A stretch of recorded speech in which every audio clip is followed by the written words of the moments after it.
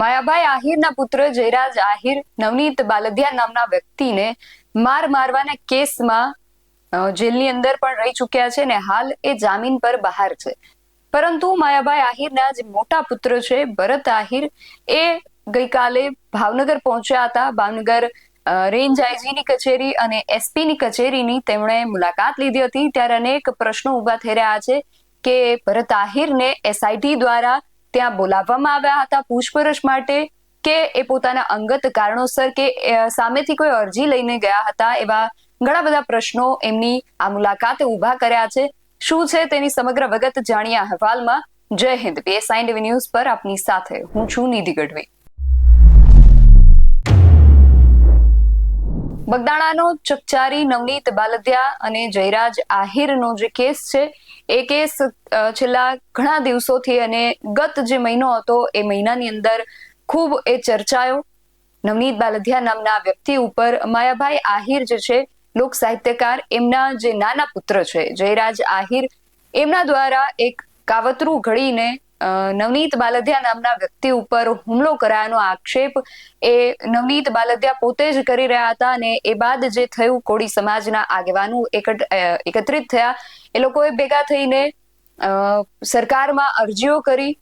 કોળી સમાજમાંથી આવતા જે ધારાસભ્યો છે, સાંસદ સભ્યો છે, એ બધા સરકારમાં રજૂઆત કરી કે નવનીત બાલદિયા જે વ્યક્તિ ઉપર નામજોગ ફરિયાદ દાખલ કરવા માંગી રહ્યા છે એની સામે પોલીસ જે છે એ ફરિયાદ નથી નોંધી રહી. અને એ બાદ આ બધી અરજીઓ અને બધી જે કોળી સમાજના પણ ઘણા નાના મોટા આગેવાનો હતા એમના દ્વારા પણ ઘણી બધી લેખિત અરજીઓ કરવામાં આવી, માંગણીઓ કરવામાં આવી, દેખાવો કરવામાં આવ્યા, પ્રદર્શનો કરવામાં આવ્યા.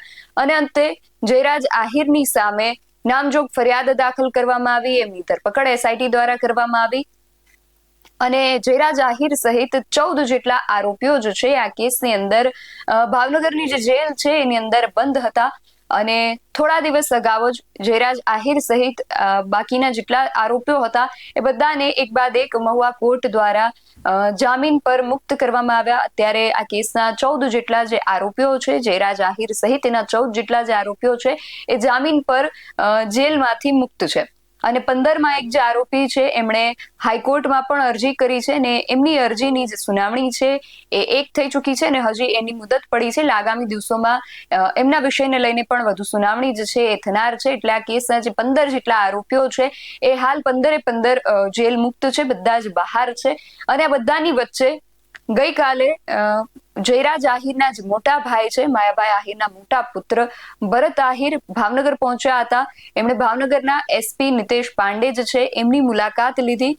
અને માહિતી એવી મળી રહી છે કે એમના દ્વારા ભાવનગરની અંદર અને દાઠા પોલીસ સ્ટેશનમાં એવી અરજી કરવામાં આવી છે કે સોશિયલ મીડિયાની અંદર એમના અને એમના પરિવાર વિરુદ્ધ જયરાજ આહિર, ભરત આહિર અને માયાભાઈ આહિર આ પિતા પુત્રો વિરુદ્ધ અભદ્ર ટિપ્પણીઓ કરવામાં આવી રહી છે. અને એને લઈને એમના દ્વારા એની સામે પગલાં લેવા માટે અરજી કરવામાં આવી છે.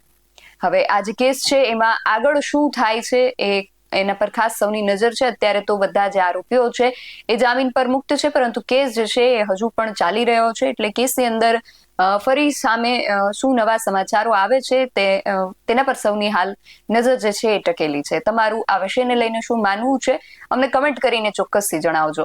આવા જ વધુ અહેવાલો સાથે મળતા રહીશું. તમે અમારી YouTube ચેનલને સબસ્ક્રાઇબ કરવાનું અને અમને Facebook અને Instagram પર ફોલો કરવાનું ભૂલશો નહીં. બાકી નવી અપડેટ્સ માટે આપ જોતા રહો PSI ન્યૂઝ. નમસ્કાર.